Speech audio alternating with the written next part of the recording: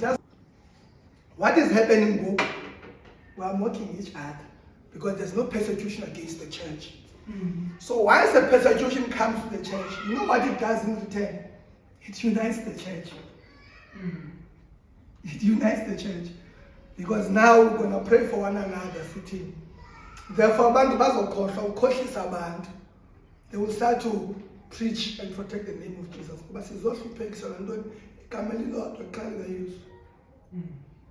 There will be no time if you go and preach in the street. There will be a law that says you must have a license before you evangel. Give us a sermon, so what are you going to preach? Jesus is coming. No, you don't preach that. Many people are exploited within that verse. Come with another one. God will bless you.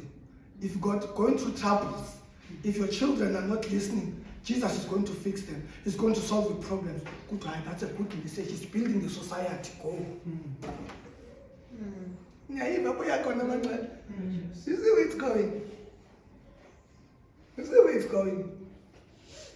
Tell me that is where we are going, beloved. You're going to be persecuted for the name of Jesus. It's a big agenda, beloved. It's a big agenda. Bigger than what I did tell Brother Big that what is coming into Ezayo. It's not going to come to say, hi, you were lying, you were right. No, it's open the whole church. And then by the time, so this is at the times of prayer, whereby therefore, let us go to Matthew chapter 16. Are you still ready with your recording, my brother? Okay, cool. Okay, it's fine. No problem. You can cut and start hanging. Yeah.